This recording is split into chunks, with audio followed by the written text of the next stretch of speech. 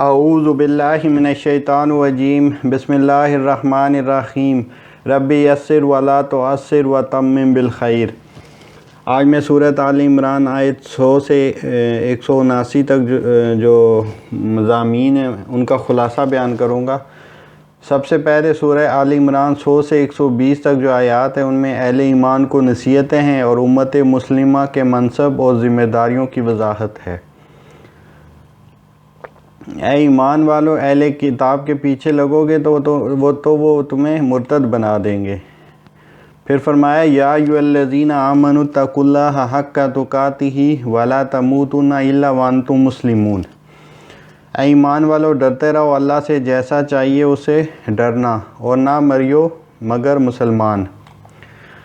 اللہ کی امت مسلمہ کو وصیت ہے کہ اللہ کی نافرمانی سے بچو جیسا کہ اس سے بچنے کا حق ہے، اور موت تمہیں اس حالت میں آئی کہ تم مسلمان ہو، کیونکہ سب سے بڑی جو متاع ہے وہ اسلام ہے۔ آج کل کے زمانے میں ارتداد بہت تیزی سے پھیل رہا ہے۔ صرف یہ کہ دنیا میں اسلام کو نہیں مانتا کفر نہیں ہے، بلکہ قرآن کے ایک حکم کا بھی انکار کر دینا کفر ہے۔ رسول پاک صلی اللہ علیہ وسلم کی شان میں گستاخی کر دی، یہ ارتداد ہے۔ ایک سنت کی گستاخی کر دی، یہ بھی ارتداد ہے۔ ایک حدیث پاک کا مفہوم ہے کہ ایک زمانہ آئے گا کہ ایک بندہ صبح مومن اور شام کو کافر، اور شام کو مومن اور صبح کافر ہو جائے گا۔ پھر فرمایا اللہ کی رسی یعنی قرآن پاک کو سب مل کر مضبوطی سے تھام لو اور تفرقے میں نہ پڑو، اور اللہ کی اس نعمت کو یاد رکھنا کہ تم ایک دوسرے کے دشمن تھے، اس نے تمہارے دلوں میں الفت پیدا کر دی اور تم اس کی نعمت سے بھائی بھائی بن گئے۔ یہ صحابہ کرام سے خطاب ہے، ان کو یہ نصیحت کی جا رہی ہے۔ تم کو آگ کے گڑھے کے کنارے پہنچ چکے تھے، پس اللہ نے تمہیں اس سے بچا لیا۔ تم میں سے ایک گروہ ایسا ہونا چاہیے جو نیکی کی طرف بلائے اور برائی سے روکے، اور یہی لوگ جو ہیں وہ کامیاب ہونے والے ہیں، جو امر بالمعروف اور نہی عن المنکر کا فریضہ ادا کرتے ہیں۔ اور ان اہل کتاب کی طرح نہ ہو جانا جو مختلف فرقوں میں بڑھ گئے تھے، اور حالانکہ انہوں نے واضح دلائل اور معجزات بھی دیکھ لیے تھے، لیکن اس کے باوجود حق کو قبول نہیں کیا تھا۔ پھر کفر کرنے والوں کو عذاب کی وعید ہے، اور ایمان والوں کو اللہ کی رحمت کی خوشخبری ہے۔ آیت نمبر 110 میں فرمایا کنتم خیر امۃ اخرجت للناس تأمرون بالمعروف وتنہون عن المنکر وتؤمنون باللہ۔ تم ہو بہترین سب امتوں سے جو بھیجی گئی، عالم میں حکم کرتے ہو اچھے کاموں کا اور منع کرتے ہو برے کاموں سے، اور ایمان لاتے ہو اللہ پر۔ یعنی کہ تم مسلمانوں کو کہا جا رہا ہے کہ تم بہترین امت ہو، تمہیں لوگوں کے نفع کے لیے دنیا میں بھیجا گیا ہے، کیونکہ تم نیکی کا حکم دیتے ہو اور برائی سے روکتے ہو اور اللہ پر ایمان رکھتے ہو۔ پھر فرمایا اہل کتاب تمہیں نقصان نہیں پہنچا سکتے، یعنی اگر وہ تم سے لڑیں گے تو پیٹھ پھیر کر بھاگ جائیں گے، یا اگر وہ کسی موقع پر تم سے اگر کامیابی بھی مل رہی ہے یا تمہارے خلاف لڑنے کے لیے آ رہے ہیں، تو یا تو ان کو اللہ کی طرف سے کوئی مدد مل گئی یا سہارا مل گیا، یا دنیاوی لحاظ سے ان کو کسی کی جو ہے مدد مل گئی ہے۔ پھر یہود پر ذلت مسلط کر دی گئی اس وجہ سے کہ وہ اللہ کی آیتوں کا انکار کرتے تھے اور پیغمبروں کو ناحق قتل کرتے تھے، الا یہ کہ اللہ کی طرف سے کوئی سبب پیدا ہو جائے یا انسانوں کی طرف سے کوئی ذریعہ نکل آئے جو ان کو سہارا دے دے۔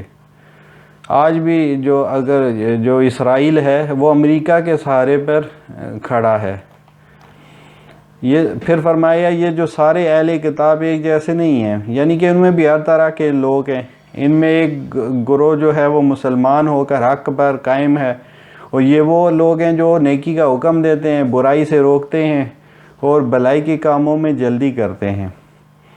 اور پھر فرمایا کافروں کو ان کے مال اور اولاد کام نہیں آئیں گے، یعنی کہ آخرت میں صرف اعمال کام آتے ہیں اور ایمان کام آتا ہے۔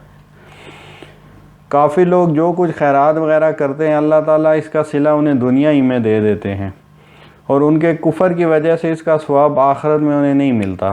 لہٰذا ان کے خیراتی جو اعمال کی مثال ایک کھیتی کی سی ہے، اور ان کے کفر کی مثال اس تیز آندھی کی ہے جس میں پالا بھی ہو اور وہ اچھی خاصی کھیتی کو برباد کر ڈالے۔ پھر فرمایا مسلمانوں، اہل کتاب کو اپنا رازدان نہ بناؤ، وہ تمہارے خیر خواہ نہیں ہیں، ان کے دل میں تمہارے بارے میں بغض و عداوت ہے جس کا اظہار کبھی ہو جاتا ہے، لیکن جو ان کے دلوں میں تمہاری نفرت ہے وہ اس سے کہیں زیادہ ہے۔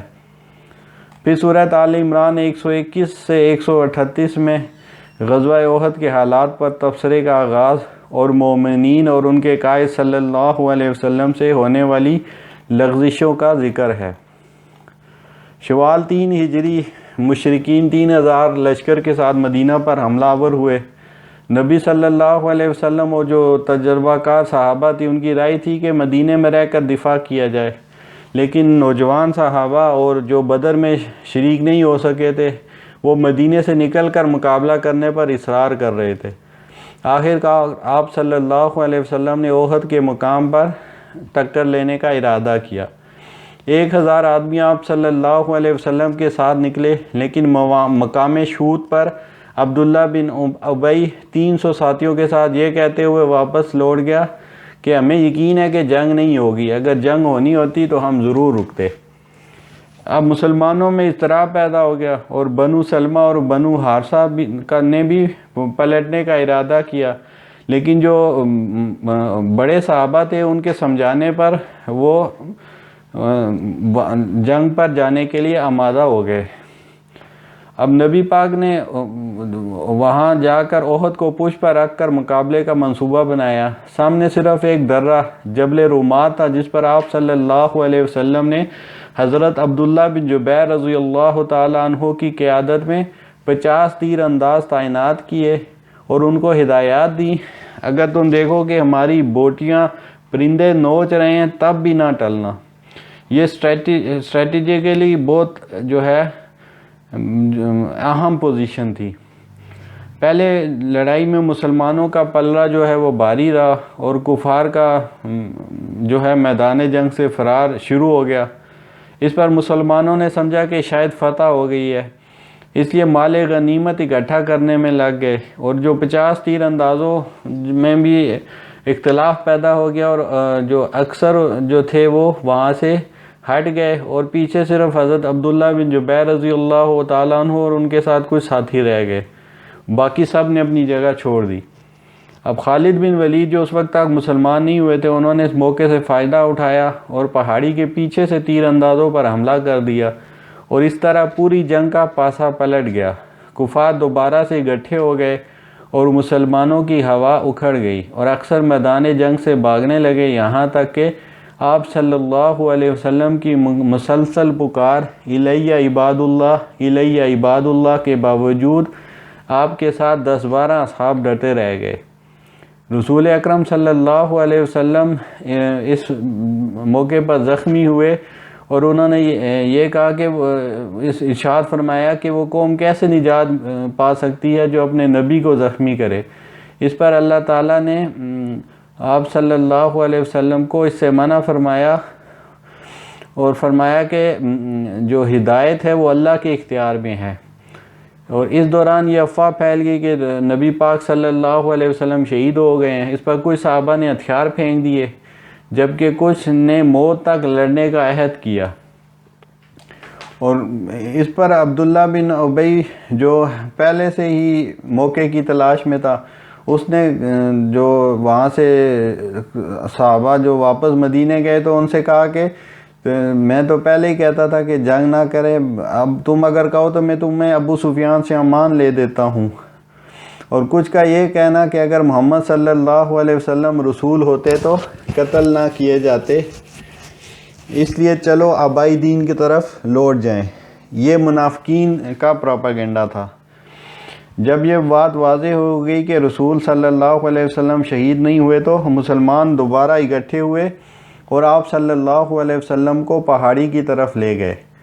اس دوران نہ جانے کیوں کفار جو مسلمانوں کا تعاقب کرنے کی بجائے پیچھے ہٹ گئے۔ یہ بھی اللہ کی ایک غیبی مدد تھی۔ بعد میں ان کو خیال آیا کہ ہم نے اتنا سنہری موقع جو ہے وہ گنوا دیا ہے، تو اب انہوں نے دوبارہ مدینے پر حملے کا ارادہ کیا، لیکن ان کو ہمت نہ ہوئی۔ دوسری طرف احد کے دوسرے ہی دن رسول اکرم صلی اللہ علیہ وسلم نے بھی صحابہ کو مشرکین سے مقابلے کے لیے دعوت دی، جس پر جان نثار صحابہ ان کے ساتھ مدینے سے 8 میل کے فاصلے پر حمراء الاسد تک گئے، اور اس پر اللہ تعالیٰ نے صحابہ کرام کی ستائش کی اور ان کی تعریف کی۔ اب غزوہ احد میں 70 اصحاب شہید ہوئے، ان میں حضرت حمزہ رضی اللہ تعالیٰ عنہ بھی شہید ہوئے جنگ میں، جبکہ بدر میں کفار کے بھی 70 آدمی مارے گئے تھے اور 70 ان کے جو ہے قیدی بنائے گئے تھے۔ اب ابو سفیان نے احد سے پلٹتے ہوئے یہ چیلنج دیا تھا کہ اگلے سال بدر پر دوبارہ مقابلہ ہوگا، لیکن جب وقت آیا تو مکے میں اس وقت قحط تھا اور مشرکین کے اندر جنگ کی ہمت نہیں تھی، اس لیے ابو سفیان نے کچھ بندے بھیج کر غلط اطلاع پھیلانے کی کوشش کی کہ مشرکین جو ہیں وہ خوب تیاریاں کر رہے ہیں۔ اس کا اثر یہ ہوا کہ آپ صلی اللہ علیہ وسلم کے ساتھ اس مارکے میں جانے کے لیے شروع میں صرف بہت کم لوگ تیار ہوئے، 70-80 لوگ اس کے لیے تیار ہوئے، لیکن جب رسول اکرم صلی اللہ علیہ وسلم نے اعلان کیا کہ میں اکیلا ہی چلا جاؤں گا تو صحابہ نے ہمت کی اور 1500 کے قریب صحابہ تیار ہوئے۔ اب مقابلے پر جو کفار 2000 کے قریب نکلے، لیکن راستے میں ہی ہمت ہار کر واپس چلے گئے۔ پھر مسلمانوں سے فرمایا گیا کہ اپنی غلطیاں درست کرو۔ آپ صلی اللہ علیہ وسلم کو ارشاد فرمایا گیا کہ آپ کے پاس کچھ اختیار نہیں ہے، اللہ چاہے ان پر مہربانی کرے یا انہیں عذاب دے، اور زمین و آسمان کی بادشاہی اسی کے قبضے میں ہے اور اللہ ہی ہدایت دیتا ہے۔ پھر مسلمانوں سے فرمایا کہ جو سود کے جو لین دین ہے جو ابھی تک باقی ہے، جو معاہدے اہل کتاب کے ساتھ تمہارے چل رہے، ان کو ختم کر دو، اللہ کی نافرمانی سے بچو۔ پھر فرمایا کہ اللہ کو کیسے سپاہی چاہیے، اللہ اور اس کے رسول صلی اللہ علیہ وسلم کی اطاعت کریں تاکہ ان پر رحم کیا جائے، اور ڈورو رب کی بخشش کی طرف اور جنت کی طرف جس کا عرض ہی زمین و آسمان کے برابر ہے، اور اللہ کو ایسے سپاہی چاہیے جو متقی ہوں، اور متقی وہ ہوتے ہیں جو خوشحالی یا تنگ دستی ہر حال میں اللہ کی راہ میں خرچ کرتے ہیں، اپنے غصے پر ان کو کنٹرول ہوتا ہے اور لوگوں سے درگزر کرنے والے ہوتے ہیں، اور جب ان سے کوئی فحاشی یا کوئی کام ہو جائے یا اپنی جانوں پر ظلم کر بیٹھیں تو وہ اس کے بعد اللہ کو یاد کرتے ہیں اور اللہ سے گناہوں کی معافی مانگتے ہیں، اور برے کاموں پر اڑتے نہیں ہیں کہ برے کام کرتے ہی رہیں، بلکہ جیسے ان کو احساس ہوتا ہے وہ اس سے توبہ کر لیتے ہیں، اور یہی لوگ جنت کے حقدار ہیں۔ سورہ آل عمران آیت 139 سے 179 میں اہل ایمان کی حوصلہ افزائی، ان کی مزید غلطیوں کی نشاندہی اور غزوہ احد کی شکست کے پیچھے جو کارفرما خدائی حکمتوں کی وضاحت کی گئی۔ اس لیے نہ ہی بودب ہو اور نہ ہی غمگین، کیونکہ اگر تم مسلمان ہو تو آخر میں تم ہی غالب آؤ گے۔ اور پھر فرمایا اگر احد میں تمہیں نقصان ہوا ہے تو اس سے پہلے بدر میں کافروں کو بھی بہت نقصان ہوا تھا، اور یہ دن لوگوں میں پھرتے رہتے ہیں تاکہ اللہ تعالیٰ اہل ایمان کو آزما لے اور انہیں شہادت نصیب کرے، اور ورنہ اللہ تعالیٰ کو کافروں سے کوئی محبت نہیں ہے، بلکہ جنگ میں جو شہید ہوئے ہیں ان کے رتبے اللہ نے بلند کرنے تھے، اس لیے ان کو شہادت نصیب فرمائی، اور یہ اس لیے ہے کہ اللہ مومنوں اور کافروں کو الگ الگ کر دے، یعنی کہ مومنوں اور کافروں کی پہچان ہو جائے اور منافق بھی پہچانے جائیں۔ اور ویسے بھی تم نے یہ کیسے صاف لگا لیا ہے کہ جنت تمہیں ایسے ہی مل جائے گی جب تک کہ ہم پرکھ نہ لیں کہ تم میں سے جہاد کرنے والے اور درج جانے والے کون ہیں۔ اور پھر مسلمانوں سے فرمایا کہ پہلے تو تم موت کی تمنا کیا کرتے تھے کہ اگر جہاد کا حکم آ گیا تو ہم اللہ کی راہ میں اپنی جانیں دے لیں گے، تو اب تم نے اسے دیکھ لیا تو اب تم اس سے کیوں گھبرا رہے ہو۔ پھر فرمایا وَمَا مُحَمَّدٌ إِلَّا رَسُولٌ قَدْ خَلَتْ مِن قَبْلِهِ الرُّسُلُ، आफ़इन मात औ कुतिलन कलबतुम अला आकाबिकुम वमन यनकलिब अला आकिबैहि फलन यदुर्रल्लाह शैया व सयजज़िल्लाहु शाकिरीन। और मोहम्मद सल्लल्लाहु अलैहि वसल्लम तो एक रसूल हैं, हो चुके इससे पहले बहुत से रसूल, फिर क्या अगर वो वफ़ात पा जाएं या शहीद हो जाएं तो तुम फिर जाओगे उल्टे पाँव, और जो कोई फिर जाएगा उल्टे पाँव तो हरगिज़ अल्लाह ना बिगाड़ेगा अल्लाह का कुछ, और अल्लाह सवाब देगा शुक्रगुज़ारों को। और यह आयत हज़रत अबू बकर सिद्दीक़ रज़ी अल्लाह ताला अन्हु ने नबी पाक सल्लल्लाहु अलैहि वसल्लम की वफ़ात के मौके पर भी सहाबा को सुनाई थी, जब सहाबा इस वक्त बहुत परेशानी के हालत में थे। हज़रत उमर तलवार लेकर खड़े हो गए कि जो ये कहेगा कि नबी पाक वफ़ात पा गए तो मैं उसकी गर्दन उड़ा दूँगा।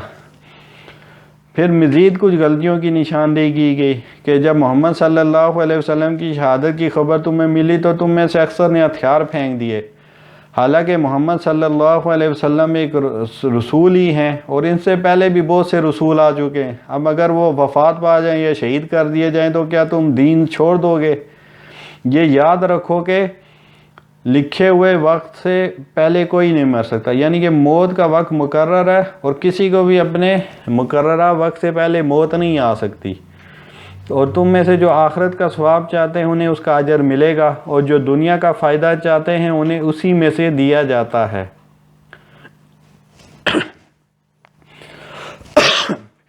फिर एक मुसलमानों की एक दुआ जो है वो ज़िक्र की गई है, रब्बना इग़फ़िर लना ज़ुनूबना व इसराफ़ना फ़ी अमरिना व सब्बित अक़दामना वंसुरना अलल क़ौमिल काफ़िरीन।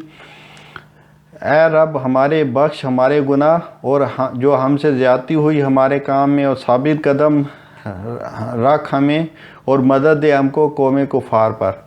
और ये पहली दफ़ा ऐसा नहीं हुआ कि तुम्हें जहाद करना पड़ा और नुकसान हो गया, कितने ही नबियों के साथ होकर अल्लाह वाले जहाद करते रहे, उन्होंने तो उस राह में पहुंचने वाली तकलीफ़ पर हिम्मत नहीं आ रही, ना कमज़ोर पड़े और ना ही दबे। अल्लाह डर जाने वालों के साथ है, और वो अल्लाह से दुआ करते रहे कि उनके गुनाहों को बख्श दे, कदमों को जमा दे और काफरों पर फतह नसीब फरमा। और ऐसों को दुनिया और आखिरत का बेहतरीन बदला दिया गया। अगर काफरों की बातों में आए तो वो तुम्हें उल्टे पांव फेर देंगे। अब जो बुज़ुर्ग काफरों ने नौजवानों को मोहम्मद सल्लल्लाहु अलैहि वसल्लम का साथ ना देने पर आमादा रखने की कोशिशें की। फिर शिरक करने वालों के बारे में फरमाया कि उनका ठिकाना जहन्नम है, और शिरक तो नाकाबिले माफ़ी जुर्म है। अल्लाह ने तो अपना वादा पूरा कर दिया था जब तुमने काट रहे थे, लेकिन तुम खुद ही ढीले पड़ गए और हुक्म में तनाज़ा कर दिया, यानी कि तुमने अमीर का हुक्म नहीं माना और माल गनीमत इकट्ठा करने में और तुम लग गए। तुम्हें दुनियावी फ़वाइद जो हैं वो नज़र आए। इस वक्त उनमें से कुछ तो आखिरत के तालिब थे और कुछ दुनिया के, इसलिए फिर अल्लाह ने तुमसे फ़तह को फेर दिया ताकि तुम्हें आजमाए। इसके बाद तुम्हें माफ़ भी कर दिया। फिर फरमाया तुम्हारा हाल ये था कि तुम मुड़कर भी ना देखते थे और भागे चले जा रहे थे। रसूल सल्लल्लाहु अलैहि वसल्लम तुम्हें बुला रहे थे, लेकिन तुम्हें कोई होश नहीं था। इसी वजह से फिर तुम्हें गम पर गम पहुँचे ताकि तुम्हें उसकी मशक़ कराई जा सके। इसके बाद अल्लाह ने कुछ सकीनत नाजिल की, जबकि एक गिरोह तुम में से गुमराही पर था और अल्लाह पर बुरे गुमान कर रहा था, और ये कह रहा था कि अगर ये हमारे साथ होते तो कत्ल ना किए जाते। हालांकि मौत तो घरों में भी आ जाती है जब उसका वक्त हो। जिन लोगों ने इस दिन पीठ फेरी वो शैतान के बहकावे में आ गए। खैर अल्लाह ने उनको भी माफ़ कर दिया। ये अल्लाह का करम है कि आप उनके लिए नरम खो हैं। अगर आप सख्त दिल और सख्त मिजाज होते तो ये आपके पास से छट जाते। इसलिए इनसे दरगुजर कीजिए, उनके लिए इस्तग़फ़ार कीजिए और उनसे मशवरा लेते रहिए। अब ये भी सहाबा किराम की तसल्ली के लिए था कि जिन्होंने हुक्म मानने में जिनसे गलती हो गई थी उनके बारे में फरमाया गया है, अगर अल्लाह तुम्हारी मदद करे तो कोई तुम पर गालिब नहीं आ सकता। नबी से ख़यानत नहीं हो सकती। इसलिए तुम्हें सोचना चाहिए था कि माले गनीमत कहीं नहीं जा रहा। तुम्हारे जहन से ये बात महू हो गई। जब तुम बदर में फ़तह के बाद ओहद में शिकस्त से दो चार हुए तो कहने लगे कि ये मुसीबत कहाँ से नाजिल हो गई। तो ये दरअसल तुम्हारे अपने करतूतों की वजह से थी, और नीज़ इसमें मशीयत इलाही भी थी, और वो ये कि अल्लाह अहले ईमान को आज़माए और मुनाफ़िकों को भी आज़मा ले। حذی روح نے موت کا ذائقہ چکھنا ہے، موت سے کوئی نہیں بچ سکتا۔ جو اللہ کی راہ میں مارے جائیں وہ مردہ نہیں بلکہ زندہ ہیں۔ احد کے دوسرے دن ہی جب آپ صلی اللہ علیہ وسلم نے لڑائی کی کال دی تو صحابہ کرام کی بڑی تعداد ساتھ چل پڑی۔ اس پر اللہ کی طرف سے خراج تحسین ملا۔ اسی طرح احد کے 1 سال بعد بدر ثانی میں بھی صحابہ جان نثاروں کا ایک گروہ بدر پہنچا جس کے مقابلے میں کفار نہ آ سکے، ان کی بھی تحسین کی گئی۔ شیطان اپنے دوستوں سے ڈراتا ہے، اس لیے اس سے نہ ڈرو بلکہ مجھ ہی سے ڈرو۔ وما علینا الا البلاغ۔